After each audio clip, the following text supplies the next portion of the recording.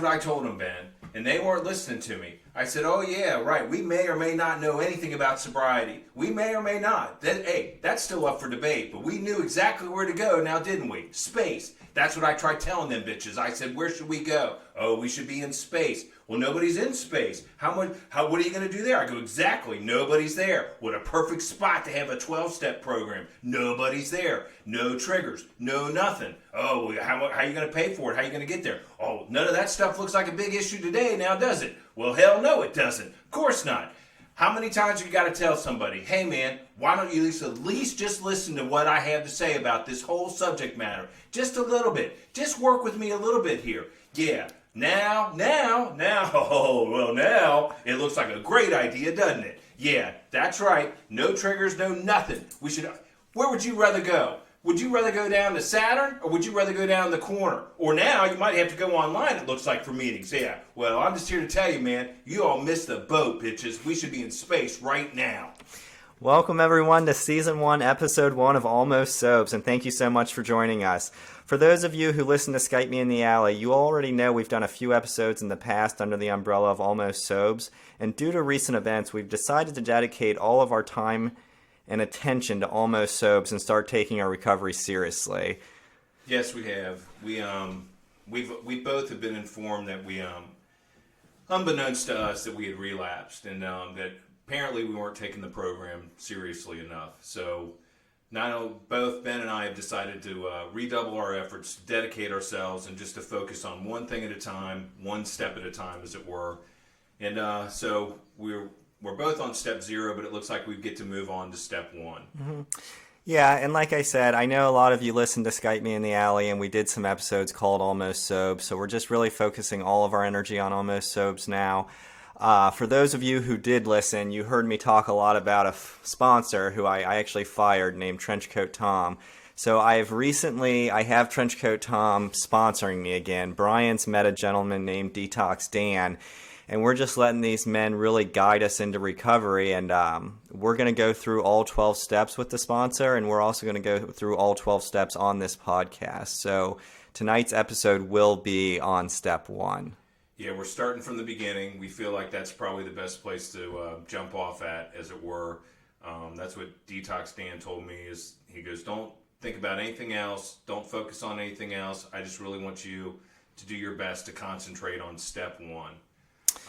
So with that being said, how about you tell the listeners what happened and why you're back to step 1, Brian? Yeah, so, I was kind of humming along. I felt like things were going well. I had created an online dating profile, and I started to get some traction with that. And I said, well, hey, man, this isn't going so bad. And I had picked up some seltzer waters. That seemed to be like the trend. And there was a lot of different flavors out there. I really enjoyed them. And so what happened is that I went ahead and I went on a date. And things were going really well. And she said, well, why don't you come on back to my place? I said, absolutely. I said, I got to pick up some seltzer water. So I picked up some White Claws. And I've been drinking those the whole time. Apparently that's a no-no too. Apparently those aren't seltzer waters. Didn't know that. I thought, wow, man, this is really great. This staying sober thing seems kind of easy. But I go on this date. We go back to her place. One thing leads to another. There's a little light anal play. And she said, are you into this? And I said, well, they tell me to keep an open mind. I had another White Claw. I said, yeah, you know what? I am kind of into this. I am pretty open-minded. And then she said, hey, have you ever done any boofing? Well, I didn't know what the hell she was talking about. But I thought if it's more like this, you know what? I'm okay with that. And I didn't want to say, hey, I don't know. I don't know what you're talking about. I just was like, well, of course I have. I know exactly what you're talking about. Well, one thing, like I said, led to another, and the next thing you know, I'm really, really feeling sensational. I mean, I'm over the moon. Now, I wish I could tell you that I felt the same way the next day. I did not. When I woke up, I felt lousy. I felt like I had a hangover. And I called Detox Dan, and he said, well, yeah, you do have a hangover. He said, I don't know if you know it or not, but you relapse. The White Claws have alcohol in them. And I said, I had absolutely no idea. I'd been drinking them the whole time. I was up to about 12 or 13 a day. I really didn't know It was a problem, but clearly it's a problem. I thought it was a seltzer water, okay? And then he said, well, you know, and he didn't even really address the boofing. He didn't even say anything about it. He just said, look, all of that falls under the heading of a relapse. And guess what? You're at step 1 again. And he said, well, really, you're at step 0, but now we're going to look at step 1. Nice. And I said, well, all right, detox. It made sense. I mean, there is alcohol in it. I read the label, you know.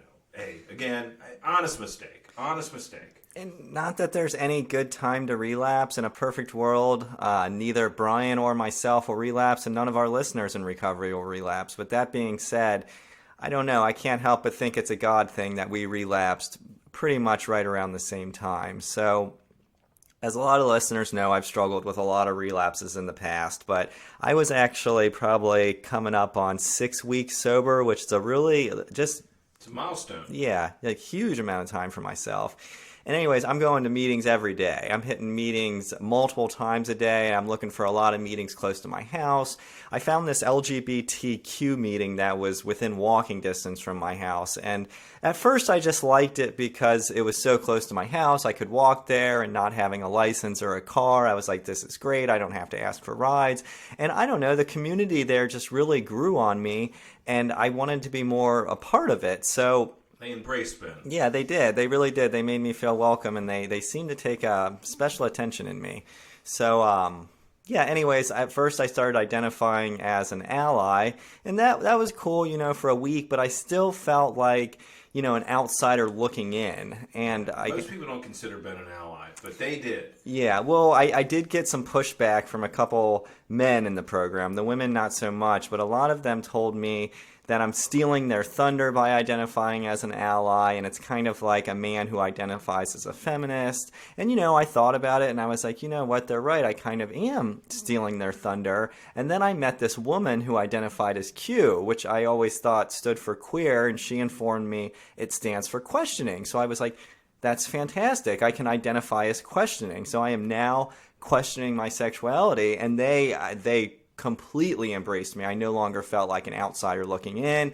I felt part of this new community. I started going out with them after meetings, and then I started engaging with the entire LGBT community as a whole, even those outside of recovery, and that's when things got a little bit dicey. So, yeah, but anytime I had questions, I just asked Ben, really, because he just said, hey, I'm Q. I said, hey, man, okay, well, good. I got questions. Yeah, oh, yeah. I had answers at that point, even though I was identifying as Q. And, I mean, it was great. I started doing things like plucking my eyebrows. I started saying things like, guilty, don't go there. It's probably better in leather. Just things like that.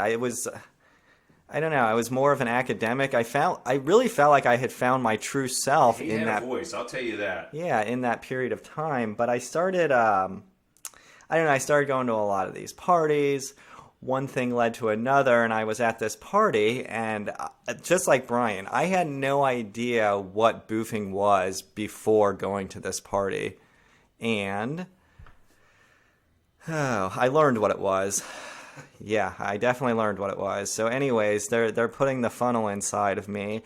And just like Brian, I had no idea White Claws had alcohol in them. I just saw gluten-free marked on the can. And I was like, perfect. I'm celiac. I can't have gluten. Gluten-free. This is completely safe. Next thing I know, they dump about 7 of those inside of me. And there was no question about it. I mean, I was hammered, and I knew I was hammered.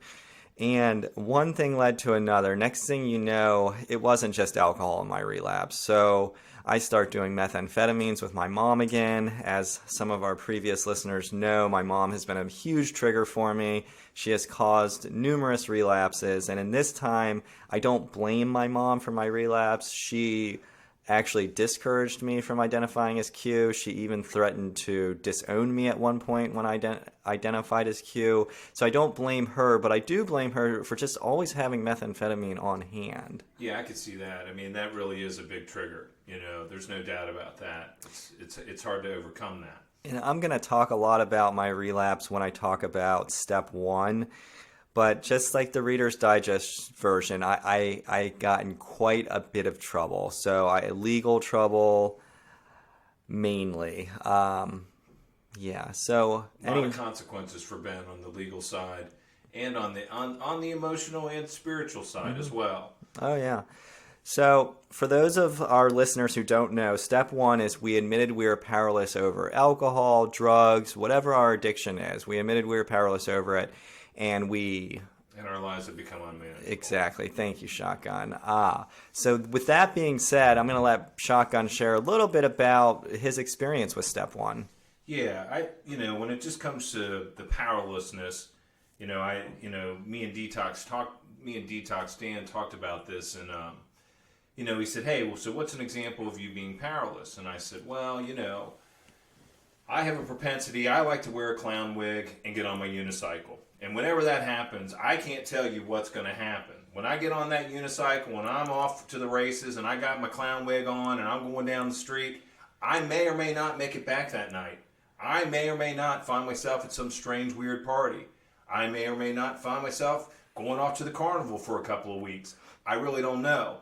But I can tell you this, that I'm powerless over what's going to happen, because every time I put on that clown wig and every time I'm rolling down the street in that unicycle, I can't really tell you if I'm going to make it home that night or not.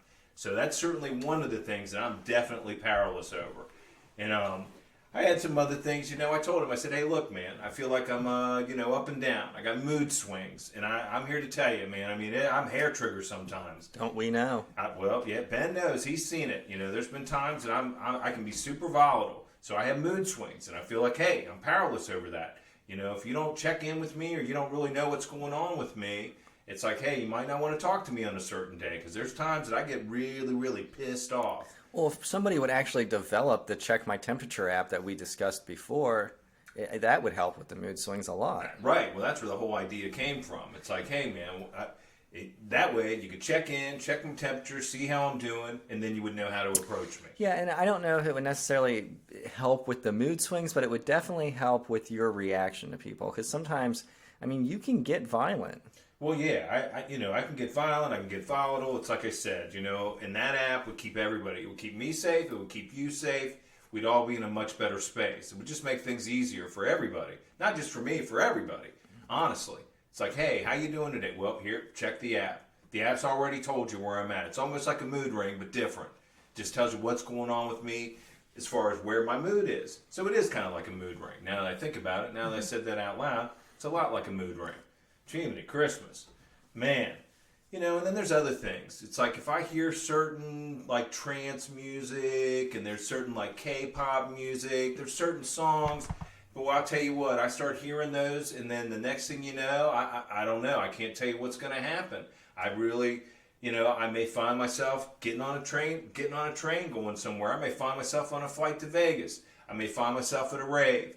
But I'm just telling you, once I start to hear that kind of music, I feel like I'm super powerless. I'm over here bouncing right now. You may not be able to see it, but I can almost feel it in my head. And I realize I need to stop. I need to kind of take a breather, because that stuff, I'm telling you, I could be gone for a couple weeks and not even know what happened. Mm-hmm. The music's just it has a power over me. Well, just the dance moves you pull off sometimes when the music overtakes you. It's like sometimes powerlessness isn't necessarily a bad thing. No, it's not. It is not. And you should see it when I'm on the unicycle and really got some stuff going on. Man, oh man, I got my dance moves, I got the wig, she's got the music pumping. Man, it is a sight to see, let me tell you. It is a sight to see. But yeah, those are just some of the examples that I had. I know that, Detox said, hey, those things will work as examples of you being powerless, because that's what we wanted you to, that's what he wanted me to see. Where are you powerless? And I said, hey, right here, clown wig, music, mood swings, and he was like, okay, you're getting there. He just said, you're off to a good start. That's what he said to me. And I know that Ben had some examples too, at least of like just the powerlessness. Mm-hmm. I know that Trenchcoat and him had talked about it a little bit. So I'll let Ben kind of tell you some of his examples, and then we'll probably circle back around, and then we'll do some unmanageability stuff. Yeah, exactly.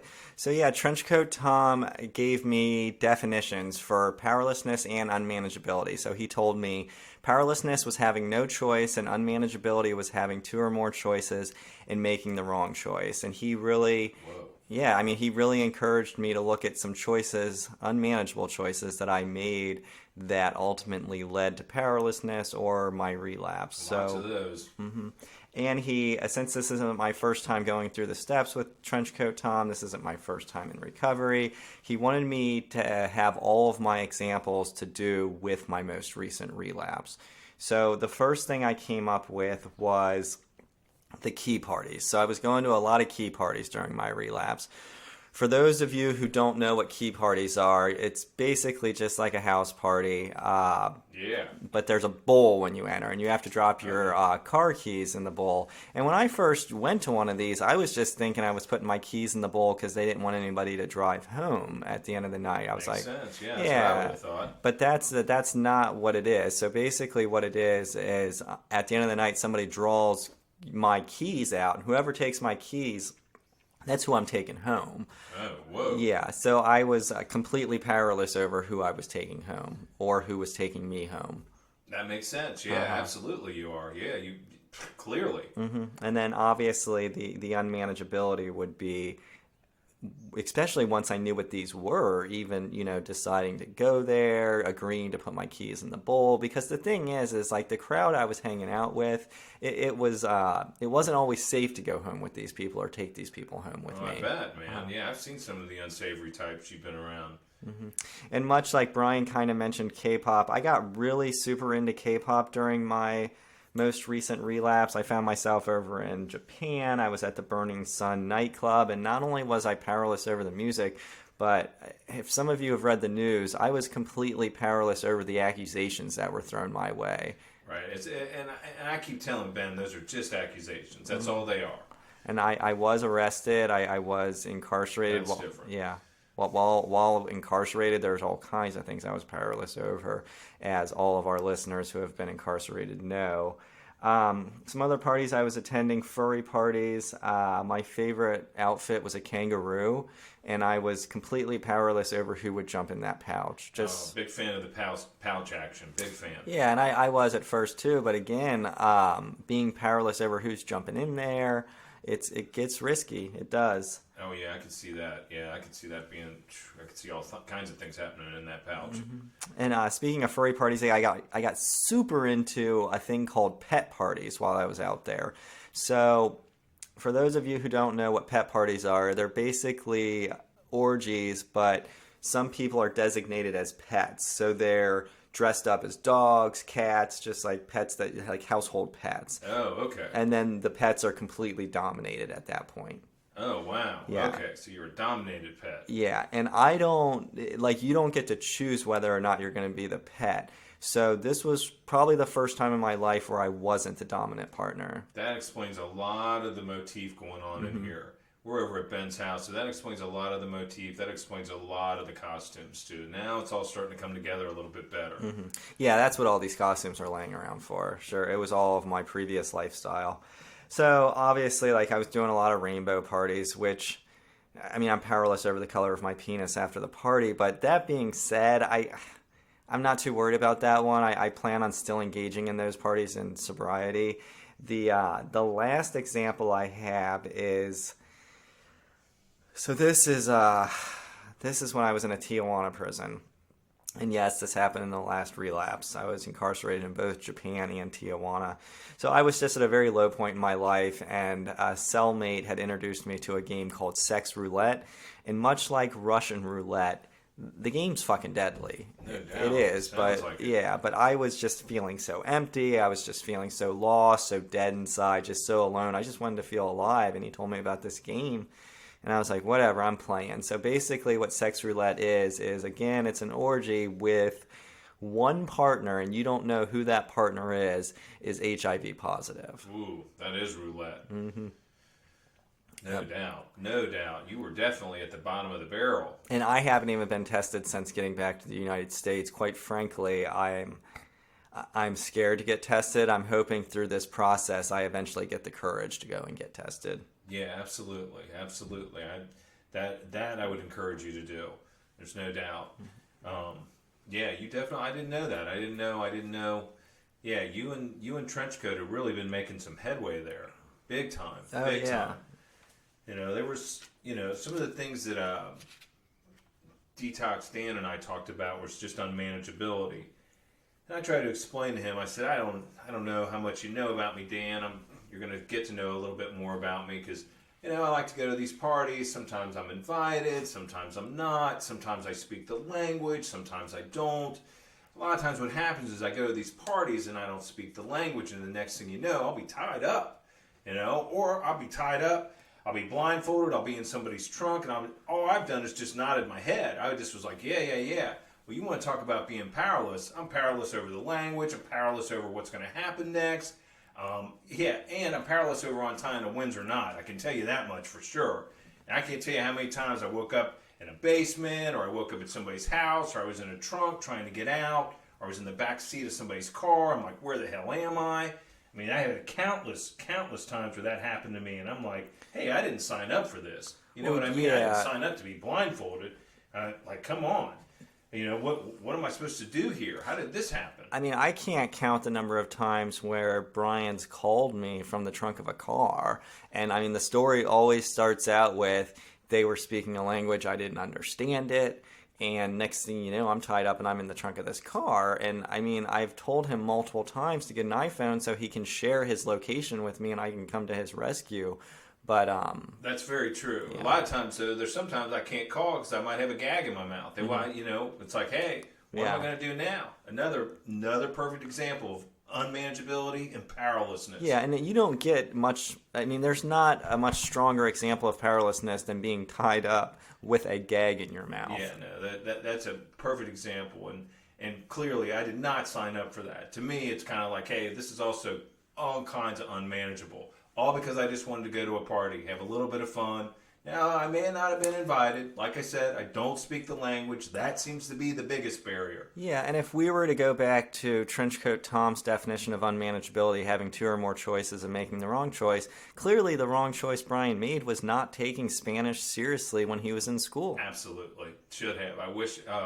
I can't tell you how I wish I would have really, really knuckled down and took Spanish more seriously, because I'll tell you, if you don't, you could end up tied up in the back of somebody's trunk.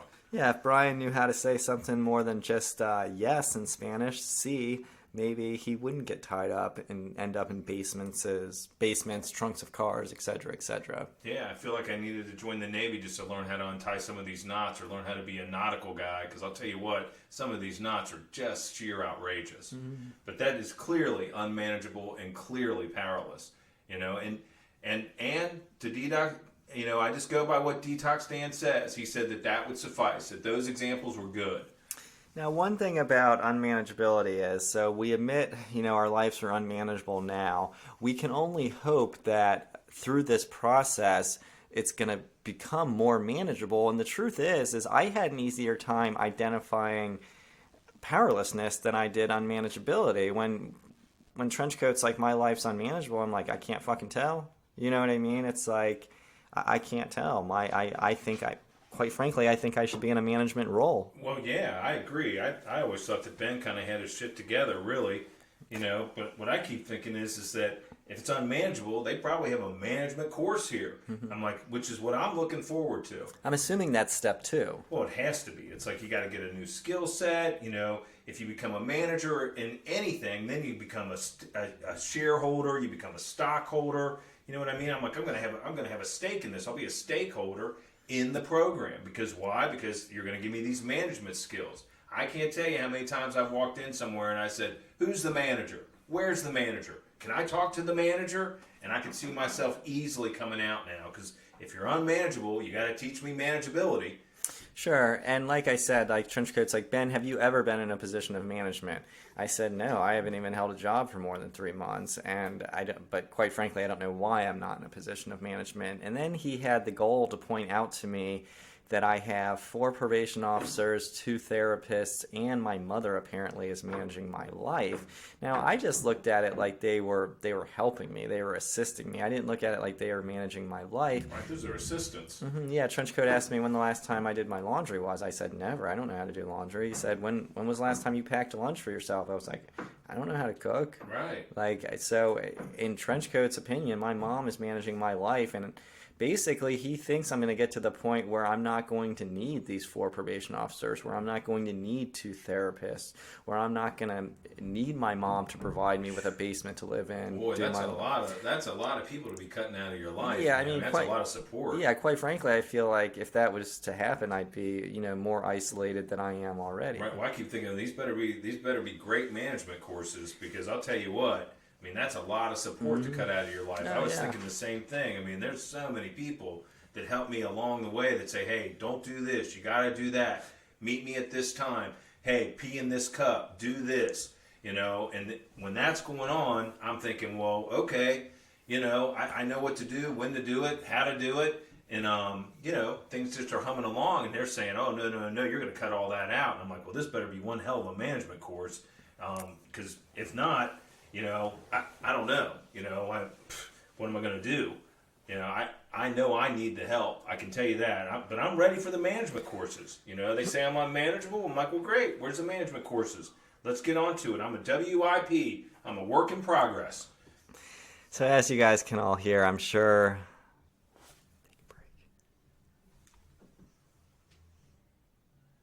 Work in progress. WIP. When I think about it, Detox Dan says, hey, the ultimate powerlessness for you, Brian, is when you're tied up, when you're screaming for help, when you're going, what the hell's going on here? Can somebody help me out? He said, yeah, that's what that is, Brian. That's a cry for help. And I think I'm inclined to agree with him. He says, hey, Brian, that's all that is a cry for help. Yeah, I can't think of a better example of powerlessness myself. So with that, I think we're going to wrap up this segment on powerlessness. How about a word from our sponsor, and then we'll move on to the question and answer segment. Yeah, we do have a new sponsor, and I'm happy to introduce them. And I'm just going to go off pretty much off the copy that they gave me. So, well, here we go. Have you been injured in a bad accident, divorce, hurt on the job, medical malpractice? Has a catheter got you all jacked up? Well, we can't help you with any of that. But if you've been spiritually hurt, if you are a survivor or a victim of spiritual abuse, we're the ones to call.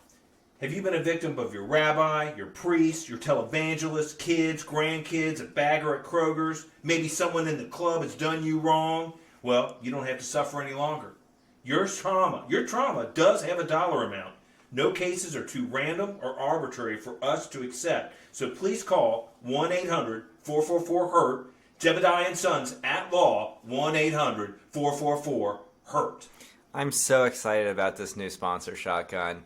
Just listening to you read their ad reminded me of all the people that have spiritually hurt me. My mom being the biggest one. Well, absolutely. I'm going to try and compile a list so I can get a hold of these guys, because I just like the fact that my spiritual harm has a dollar amount attached to it. Yeah, I never thought about it like that. And I mean, my yoga instructor has definitely harmed me spiritually, and she actually harmed you physically and spiritually. You could barely walk last time you did yoga with me. Yeah, now that you mention it, yeah, I think we might have a case here, Ben. Yeah, because I could barely walk, and I thought, my God, what have I gotten myself into? I felt worse after that than I did after some of my escapades when I've been tied up. All right, now we're going to take a question from one of our listeners, and go ahead and check out the show notes after the show. If you'd like to submit a question, we're happy to submit an answer to you live on air in Technicolor, as Shotgun likes to say. So, the question this week comes from Juan in New Mexico. Hey guys, love the podcast. I'm constantly getting a feeling of deja vu while listening, as if I've been sober in a previous life when we all knew each other. Do you guys ever get the feeling this isn't your first journey into recovery? Absolutely. Fantastic question. That's a wonderful question, Juan. I can't thank you enough for kind of just sparring my imagination and sparking something inside of me, because I started thinking about it, and I'm like, well, yeah, I can remember specifically. I've had this happen more than once where I thought, you know what? I'm convinced that I was a dung beetle at a meeting out in the bush, and there's no doubt in my mind about it. I mean, these guys were wearing long pants, they had a safari hat, and I kept thinking, what are these guys doing out here wearing this stuff? But they had fantastic coffee, and they had cookies, and they were all going around talking about, what they were powerless over. They were talking about their sponsors, and I was like, man, oh man, I wish I wouldn't have done Beetle right now, because this thing is really, really popping off right now. I really felt like I was a part of something big. Yeah, just like Shotgun said, this is definitely not my first time in recovery. I can remember multiple instances in past lives where I was in recovery. The longest period of recovery I had was 500 years as a maple tree, but my first... I remember that. My first time ever that I can remember being in any type of recovery-related program. This was way before written word or spoken language, and it was basically back... I remember I was a caveman, and I remember writing inventory using hieroglyphics, and I would put them on the wall, the cave walls, and I remember my main resentments had to do with dinosaurs, specifically the pterodactyl. I can't remember exactly what that pterodactyl had done to me, but I remember a burning resentment. And obviously, alcohol wasn't invented at this time, so a lot of the substances I was abusing were different psychedelics and plants. Makes sense to me, absolutely. You know, who else would you? I mean, hell, you're a predator. You know, you're prey at that point. Yeah. Oh yeah. Talk about being angry, fearful. Sure. Talk about having a lawsuit. Yeah, spiritual harm. The That's next time I can really remember being in recovery, so I was a service animal. I was a seeing eye dog, and this was a 12-step program. I remember it very specifically. My owner, who I was servicing, was a blind man. I can't remember exactly who he was, but he had 20 or 30 years of sobriety, and like I said, I can't remember who he was, but I just get the feeling that he was a very important person. He might have been maybe a celebrity. I get the feeling that I was probably in Los Angeles or somewhere warm. I can definitely say that without a doubt or any hesitation. I was somewhere warm. My owner was probably famous and definitely had 30 years of sobriety. That makes total sense. That's really, I mean, if you really think about it, you pretty much encompass the whole program right there. You talk about doing service work. That's service work on a whole nother level. Mm-hmm. Yeah, I had a stretch of a 7-year run as a dolphin as well in recovery. Yeah, I myself can remember being an octopus, and I'm pretty sure that we were doing something that resembled a meeting at one point in time. I know I have memories of that. They're a little sketchy, but I also know for sure that I was a sloth at one point in time too. But mainly, I think that's just because I really love to fucking nap. Mm-hmm. Yeah, and like to address the second part of Juan's question, do I feel like I knew you in a past life? Yeah, but probably not. Sorry, Juan. No. Yeah, I couldn't say that I did. I couldn't say that I could bring myself to remember you either, Juan, but I definitely remember Ben being an oak tree for sure. Mm-hmm. And then we definitely do appreciate the question. That was a very insightful question, and we hope going forward the rest of our listeners can be as insightful as Juan. Yeah, absolutely. Really appreciate the question, Juan. And we do have a list of places where you can reach us at. You can certainly always reach out to us on Facebook. You can also reach out to us on Twitter. We have a Twitter account. We have Facebook. Well, Ben will go over that. Yeah, we have the Instagram account too, Almost Sobes Podcast. So yeah, we have a couple of different ways that you can get a hold of us. You can also get a hold of us at almostsobes at gmail.com. So email us with questions. If it's good, we'll read it on air. If it's bad, we might at least respond to it, via email. But we're really looking for solid questions that we can answer on the air for everyone. Yeah, we might just send you an emoji back, like either a thumbs up, thumbs down, something like that. But either way, you will get some sort of response. Yeah, hit us up on the social medias. Follow us on Facebook, Instagram, Twitter. And just a quick disclaimer, the views and opinions expressed in this podcast, they don't represent any 12-step program, any recovery group, any treatment center. They're simply the views and the opinions of myself and Shotgun. And as you know, our views and our experiences are constantly changing. Yeah, they are. Absolutely. Pop the molly, I swear. Pop the molly,